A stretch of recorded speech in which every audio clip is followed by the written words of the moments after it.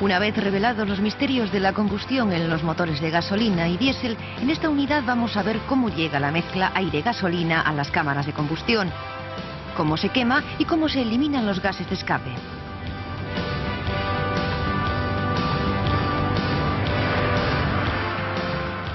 En la siguiente unidad vamos a ver en qué se diferencian estos sistemas auxiliares en los motores diésel.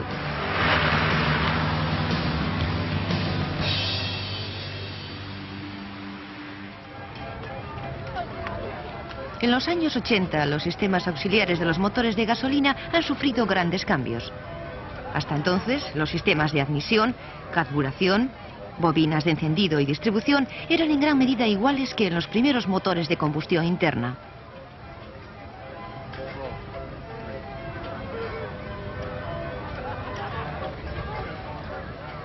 Para entender la revolución que han supuesto estos cambios, vamos a comparar la moderna tecnología con la de antes.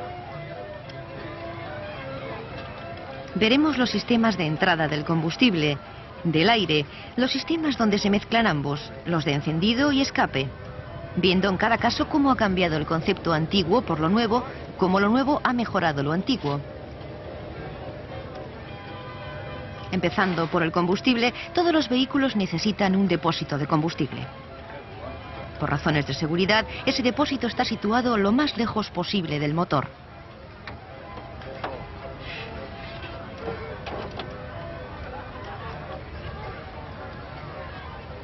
En los coches antiguos solía haber una bomba mecánica mandada por el motor, en este caso situada debajo del bloque. La bomba absorbía gasolina del depósito y la mandaba donde tradicionalmente se mezclaban la gasolina y el aire, el carburador. En los coches modernos esto ha cambiado algo. Lo más frecuente es que la bomba sea eléctrica y esté situada muy cerca o en el mismo depósito de gasolina. Dentro del depósito va más segura porque no hay oxígeno suficiente para la combustión.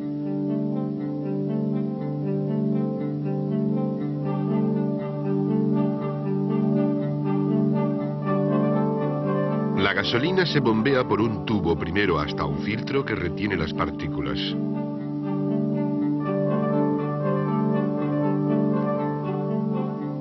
De aquí, en los modernos motores, pasa al llamado distribuidor de gasolina y de ahí a los inyectores.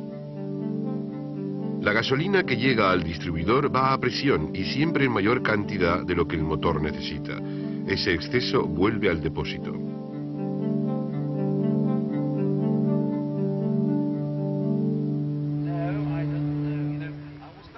El aire que necesita el motor era absorbido por los pistones al desplazarse hacia abajo. Primero pasaba por un filtro que eliminaba cualquier partícula y de ahí al carburador, donde mezclado con la gasolina pasaba a las cámaras de combustión.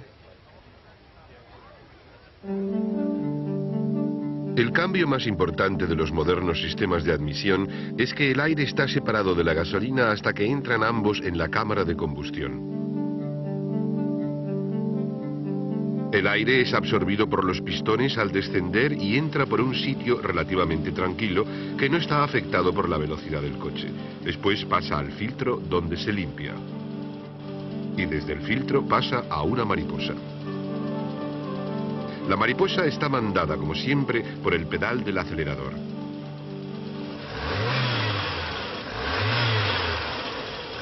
La posición de la mariposa regula la cantidad de aire que pasa, aunque también es importante la fuerza de absorción del motor.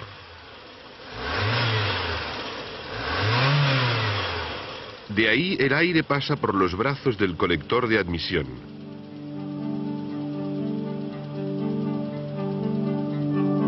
Y es canalizado a las válvulas de admisión de cada cilindro.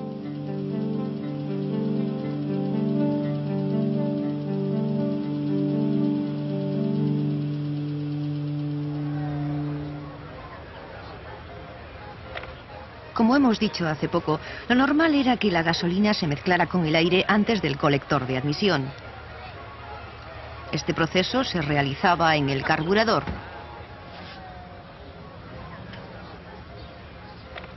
La gasolina pasaba de la bomba a una cuba o mini depósito que había en el carburador. En esta cuba, que tenía un flotador, se regulaba el nivel de gasolina en un tubo con forma de U, que iba hasta un agujero por donde entraba el aire al motor.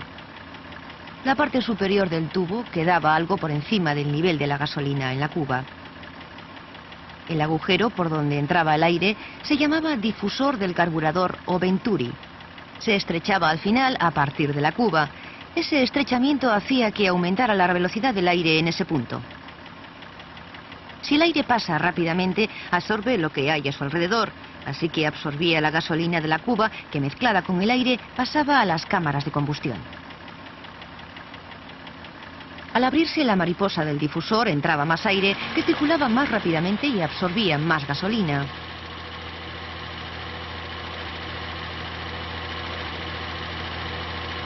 Pero hay algunas cosas importantes que el carburador no podía hacer, así de sencillo.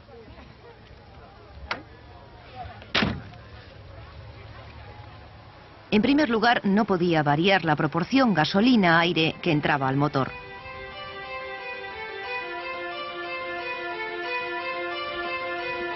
Cuando un motor de gasolina está frío, requiere para arrancar una relación gasolina-aire de 1 a 1. Para llegar a esta proporción se usaba el llamado starter, que limitaba la entrada de aire y al mismo tiempo aumentaba la de gasolina.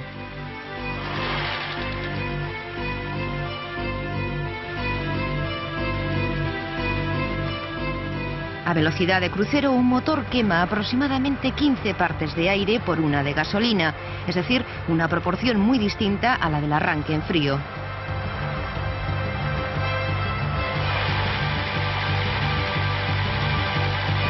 Y cuando acelera, la proporción vuelve a variar hasta 12 a 1, es decir, una mezcla más rica que a velocidad de crucero. Para controlar estas variaciones, los ingenieros han trabajado mucho tiempo, lo que les ha llevado a muchos perfeccionamientos.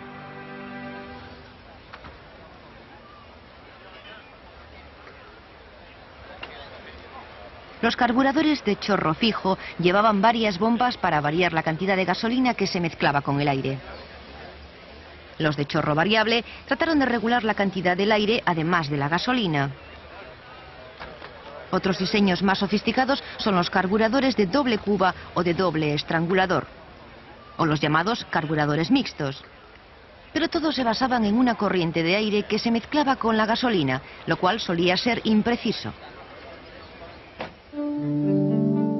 En un motor moderno, el combustible llega a las cámaras de combustión sin mezclarse con el aire. Ya no se instala el carburador tradicional. En su lugar se usa